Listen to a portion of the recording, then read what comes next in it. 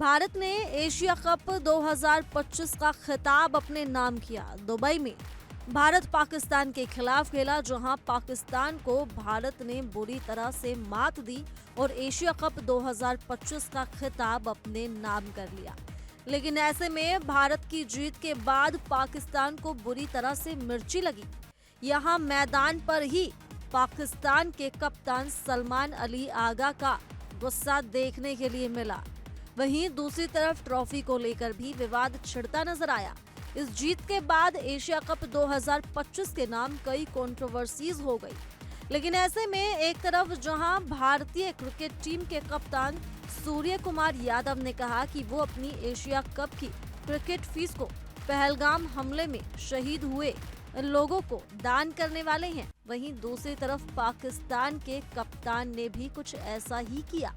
जी हां, पाकिस्तान की cricket team के कप्तान सलमान अली आगा ने भी यही किया और कहा कि ऑपरेशन सिंदूर में जो लोग मारे गए उनके परिवारों को वो अपनी इस मैच की फीस दान करेंगे।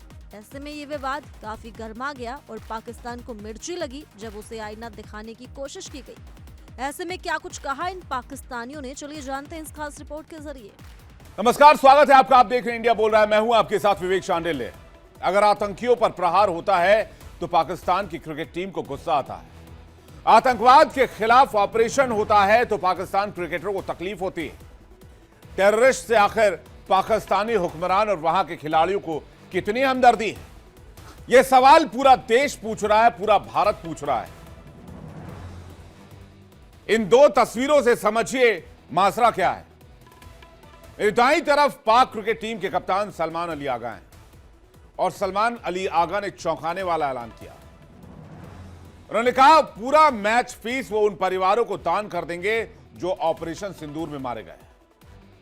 और ऑपरेशन सिंदूर में कौन मारे गए ये आपको भी पता और पाकिस्तान को भी अच्छी तरीके से पता। इसका खुलासा खुद जैश के कमांडर ने पाकिस्तान में खुले मंच से किया था कि आतंकियों के परिवार तबाह हो गए। यानी पाकिस्तानी खिलाड़ी आतंकियों के परिवार को मैच फीस देंगे, क्योंकि भारत के ऑपरेशन सिंदूर में केवल पाकिस्तानी और पाक पीओके के आतंकी को ठिकानों को निशाना बनाया गया था और 100 से ज्यादा आतंकी मारे गए थे। मेरी बाईं तरफ पाकिस्तान के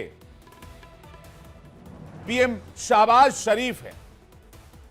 जब पाकिस्तान में पनाह लिया आतंकियों के भारत ने सबूत पेश किए तो मियां शहबाज तिलमिला गए और आतंकियों को बचाने के लिए यूएन में राइट टू रिप्लाई का इस्तेमाल किया। आज पाकिस्तान के आतंक चरित्र को न सिर्फ एक्सपोज करेंगे बल्कि चर्चा भी करेंगे। दुनिया भर से मेहमान हमारे साथ जुड़ेंगे। दुनिया भर में एक्सपोज होने के बावजूद, आईना दिखाने के बावजूद पाकिस्तान है कि मानता नहीं। जब हम आतंकियों के खिलाफ एक्शन लेते हैं तो वहां के नुमाइंदे रोते हैं, आंसू बहाते हैं। अब तो वहां की क्रिकेट टीम भी आतंकियों के गम में डूबकर ऑपरेशन सिंदूर में मारे गए आतंकियों के परिवार को इनाम देने का ऐलान कर चुकी है। इसे समझना होगा ये क्रोनोलॉजी क्यों है।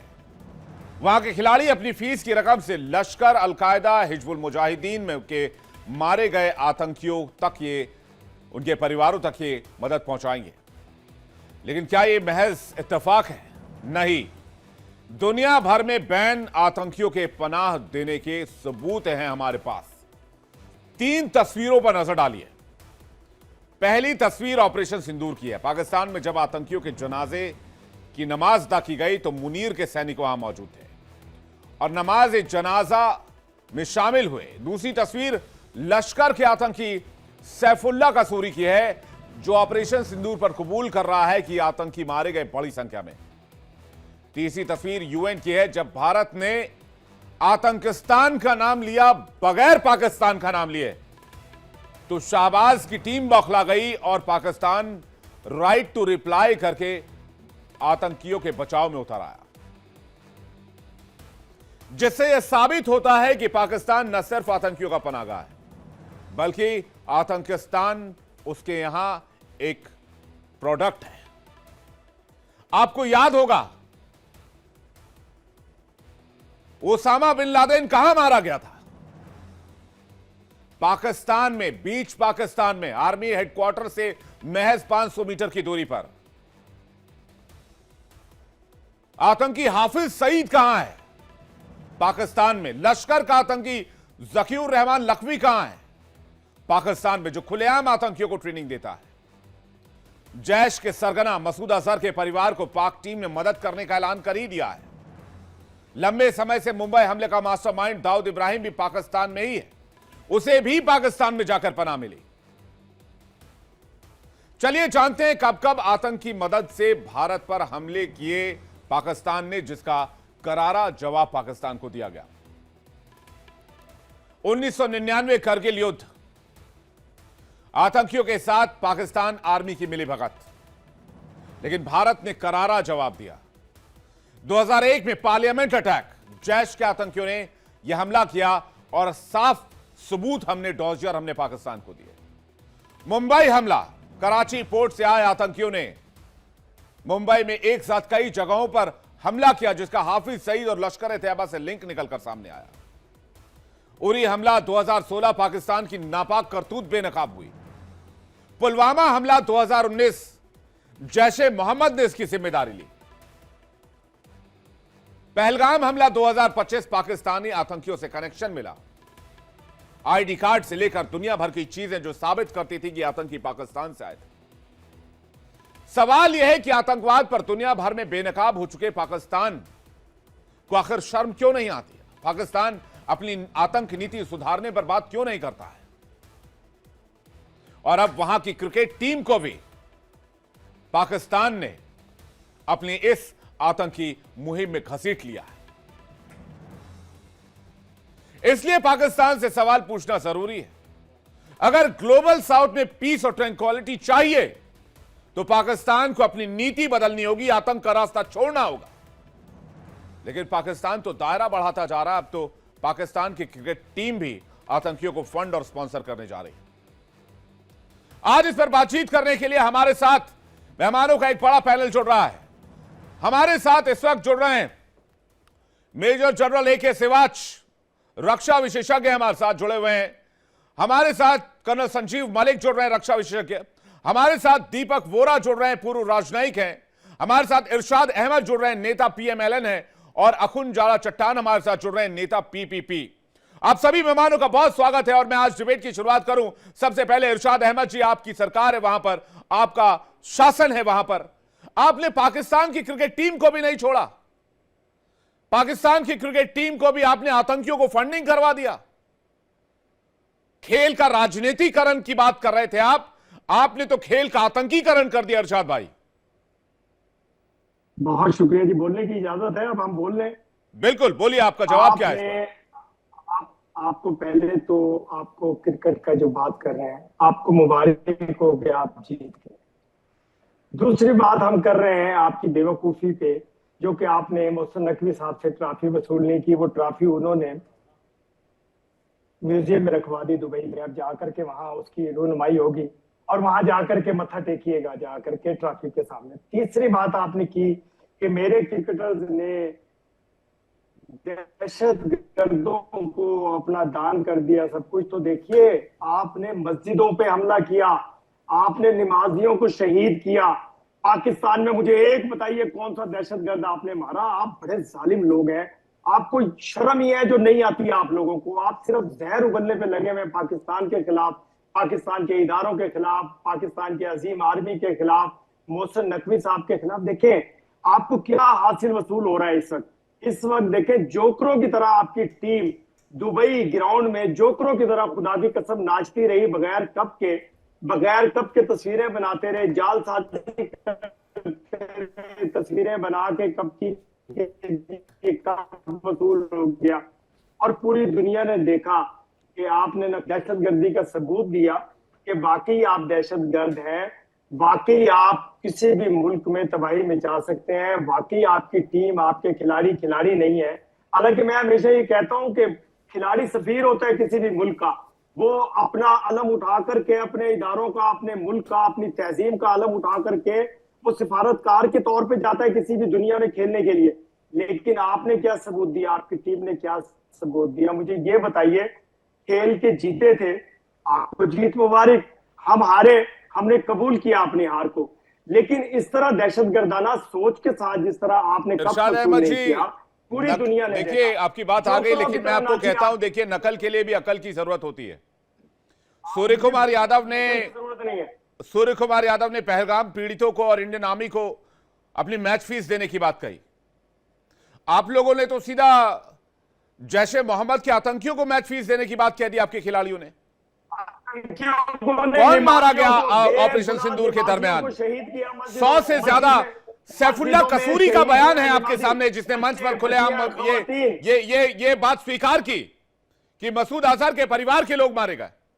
मसूद अजहर कौन है? हमारी नजर में आतंकी है, यूएन की नजर में आतंकी है, अंतर्राष्ट्रीय मंच पर आतंकी है वो। दहशतगर्द थी, कैसी बात बेशर्मों वाली आपने पाकिस्तान क्रिकेट टीम का आतंकीकरण कर दिया। दहशतगर्द थी, मस्जिदों के अंदर दहशतगर्द सोए हुए थे, हमारे बच्चे दहशतगर्द होते हैं। पाकिस्तान क्रिकेट, देखिए क्रिकेट का इससे ज्यादा नुकसान आज से पहले कभी नहीं हुआ होगा अरशाद अहमद जी।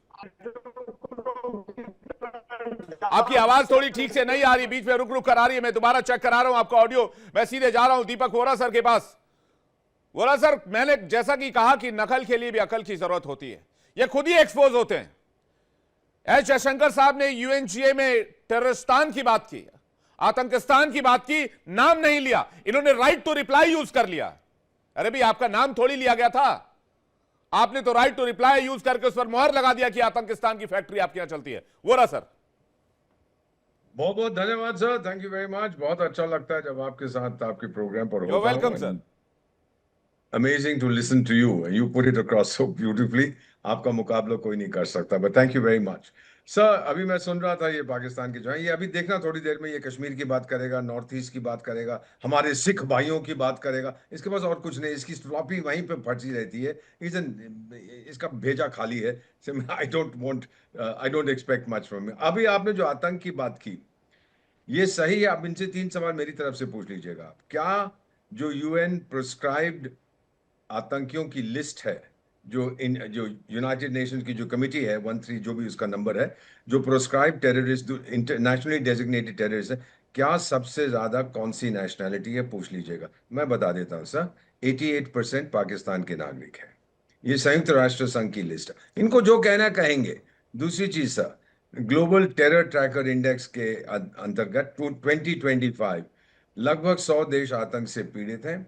90% आतंकी हमले दुनिया में होते हैं। 193 सदस्य हैं संयुक्त राष्ट्र संघ के। 90% इस्लामिक टेरर है, और उस 90% में 98% का पाकिस्तान से कनेक्शन है। ये भी कह देंगे ये भी गलत है, ये इस्लामोफोबिया है, ये है वो। कश्मीर में क्या हो रहा है, नॉर्थ ईस्ट में, अभी देखना ये क्या बोलेगा ये आदमी।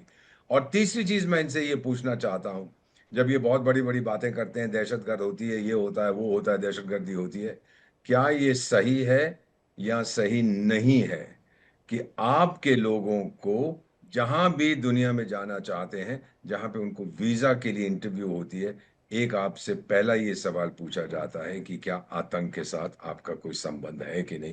आपको डिक्लेरेशन देना पड़ता। फाइनली इस क्रिकेट मैच में आप हार गए हैं।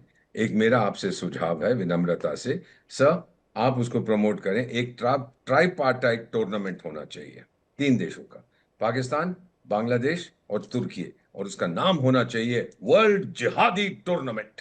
और फिर देखते हैं कौन जीतता है उसको।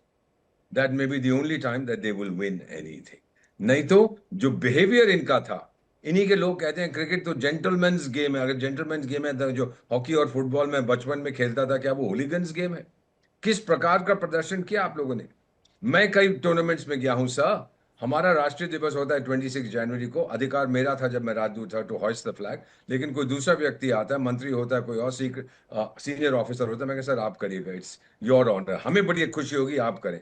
ये किसी और को कह सकता था कि ट्रॉफी, किसी और लाइन्समैन को बुला लेता कि आपने इतनी मेहनत की, आप ट्रॉफी ले लीजिए। यूएई के कुछ लोग बैठे थे, उनको इसको पता था कि हम नहीं लेंगे, फिर भी ये नौटंकी, और फिर लेके वहां से भाग गया। अब एक मीम मेरे पास आया कुछ आज सुबह कि इसने वो बेच दी है ट्रॉफी और मेडल्स ताकि अपना टिकट खरीद सके वापस जाने के लिए इस्लामाबाद। और ये वही व्यक्ति है सर, लेट मी कंक्लूड, ये वही व्यक्ति है जो मुल्ला मुनीर के साथ गया था व्हाइट हाउस में जब ट्रंप साहब ने उसको भोजन खिलाया था। और इस व्यक्ति जो कहता है कि मैं होम मिनिस्टर हूं, इनको बोलिए डिनाई करें, इस व्यक्ति को कहा गया था कि तू जाके किचन में बैठ, कल का कुछ खाना बचा होगा खा ले, मैं तो मुनीर साहब के साथ डाइनिंग रूम में बैठूंगा। सही है कि नहीं? Ask them to deny it. ये चीजें जो हैं, ये सच्चाई बयान करती हैं इस देश का सर। इनके साथ खेलना चाहिए था नहीं, दैट्स अ डिफरेंट मैटर। मैं ये बता देता हूँ, ये मल्टीलैटरल टूर्नामेंट था, ओलंपिक्स भी मल्टीलैटरल है। मान लीजिए फाइनल में हम टेनिस खेल रहे हैं, हमारा मुकाबला इनके साथ होता है, क्या करेंगे हम? मान लीजिए कि किसी जैवलिन थ्रो में फाइनली गोल्ड मेडल का डिसाइड होना है, एक इनकी जी। तरफ से एक हमारी तरफ से, क्या करेंगे हम सर? तो ये चीजें जो हैं बड़े सोच समझ के हमने निर्णय लिया था कि हम खेलेंगे इनके साथ। सोचा था शायद ये भी बिकॉज इट्स अ गेम, खुद कहते हैं जेंटलमैन्स गेम, जेंटलमैनली बिहेवियर करेंगे, लेकिन जेंटलमैनली बिहेवियर और जिहादिस्तान नहीं sir, there is something that doesn't gel. अभी के लिए सिर्फ इतना ही। ज्यादा जानकारी के लिए जुड़े रहिए इंडिया डेली के डिजिटल प्लेटफॉर्म के साथ।